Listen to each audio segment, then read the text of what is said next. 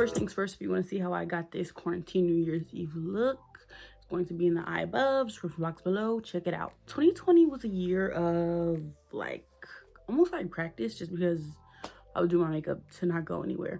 But also in the midst of doing that, I was still getting acquainted with new products, trying new things. So I did find some things that I really liked. Also, just a pre-warning that this is not a video about products that just came out in 2020. This is more so just products that I used in 2020 that were my fave. To start off, let's get into primers. Now, I had two primers that I just could not decide between, so I decided to do both of them. The first one I did a review on, this is the Touch in So No Problem primer. I love this. This is great. It's only like $18, something like that. I know it's less than 20. I found it at TJ Maxx for less than that. It was like 12, maybe 10, maybe even less than that. I don't remember. Go look at the video. But if you want to see how I feel about it, watch the review. Loved it. Great primer. Amazing. Feels like skincare, and it just makes you look smooth as butter. The second primer, which I kind of just started to get acquainted with it towards the end of the year, is the J1 Jelly Pack. This is amazing. It's so sticky though. Like, if you don't like sticky stuff, this is not going to be for you, but it's like super sticky and you can feel everything like gripping onto it. It's amazing. It makes my makeup last forever. I love it. Like, this is the truth.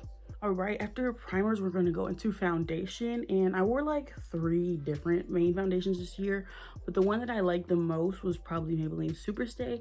I just really like the finish of it, and I like the consistency of it. It was full coverage. I'm not really a full coverage girl, but I really liked it.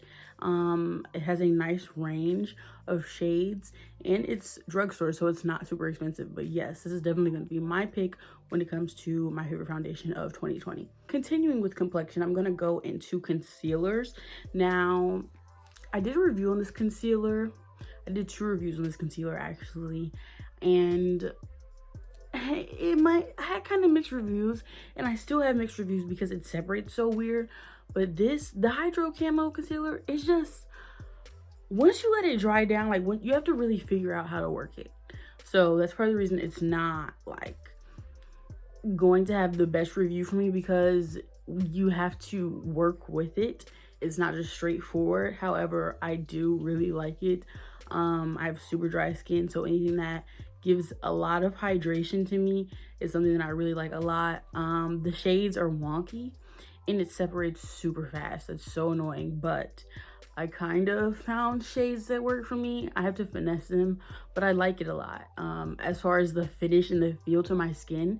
So that's why I'm going to put it for my favorite concealer for 2020. When it comes to powder, I'm a dry girl, like super dry skin, Sahara Desert dry skin. And I didn't wear powder for a long time. I was really picky about it just because it would always dry out my skin so much.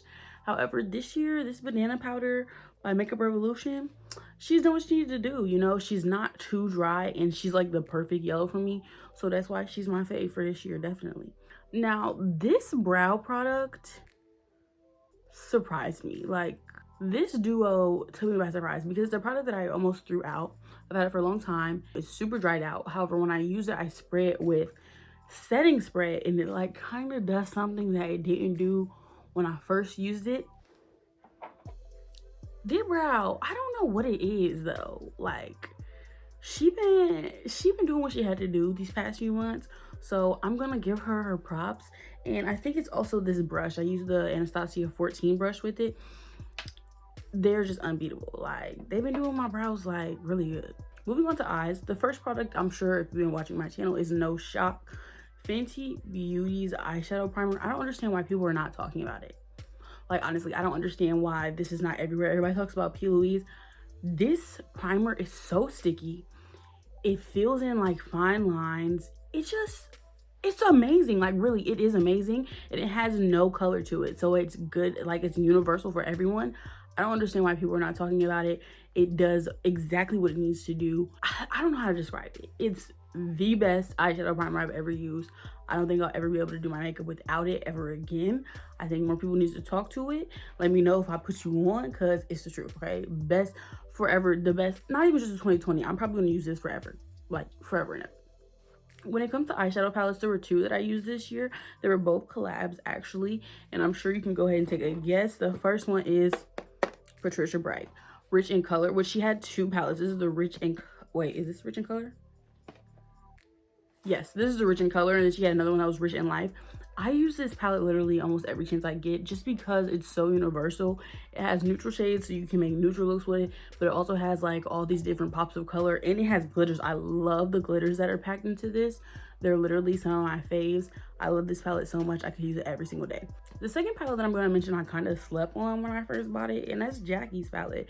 At first I was like, you know, didn't get the hype.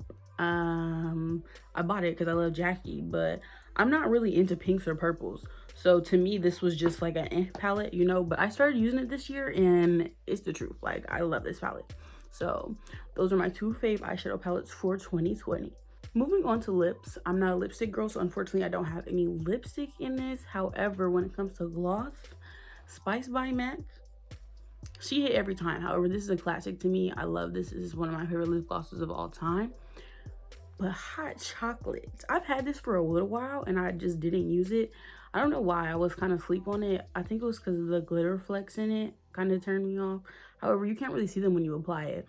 This is also one of my faves, so especially these two together, like I have one today, the truth. Okay, this is 2020. 2020 is the year that I got into blush. I'm not usually a blush girl. I don't use it very often, but when it comes to blush, Black Radiance I feel does it the best, especially for women of color, because they have lots of different shades and they go pretty deep, and they're super inexpensive. I want to say they're like $4, so I've used a lot of those this year and they're definitely my favorite when it comes to blush. All right, and last but not least, this is a finishing spray, which this isn't really a finishing spray.